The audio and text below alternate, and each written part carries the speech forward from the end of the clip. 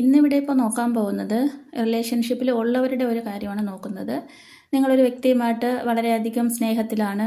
അപ്പോൾ അവർ ചിലരാണെങ്കിൽ സ്നേഹം നന്നായി പ്രകടിപ്പിക്കും. അവർ ഭയങ്കരമായിട്ട് നിങ്ങളെപ്പോലെ സ്നേഹം കാണിക്കുന്നവരായിരിക്കാം. ചിലർ കാണിക്കാതെ സ്നേഹിക്കുന്നവരും ഉണ്ടാവാം. പക്ഷെ എന്ത് തന്നെ ആയാലും അവരുടെ ഉള്ളിലുള്ള സ്നേഹം റിയൽ ആണോ ഫേക്കാണോ എന്ന് നമുക്കിവിടെ ഒന്ന് നോക്കാം. ചിലർ സ്നേഹം ഒരുപാടങ്ങ് പ്രകടിപ്പിച്ചാലും ഉള്ളിൽ ചിലപ്പോൾ ആത്മാർത്ഥതയുള്ളതായിരിക്കില്ല. ചിലപ്പോൾ ഒന്നും പ്രകടിപ്പിക്കാത്തവർക്ക് പോലും ചിലപ്പോൾ ഉള്ളിൽ ഭയങ്കര സിൻസിയറായിട്ടുള്ള സ്നേഹമായിരിക്കാം. ചിലപ്പം പ്രകടിപ്പിക്കുന്നവർക്ക് സിൻസിയറായിട്ട് ഉണ്ടാവാനും മതി.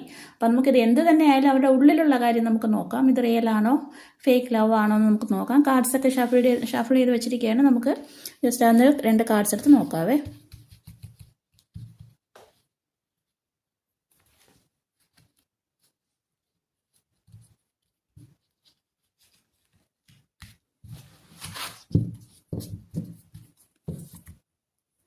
ഇത് കാർഡ് നമ്പർ 1 ആണ്. ഇത് കാർഡ് നമ്പർ 2 ആണ്.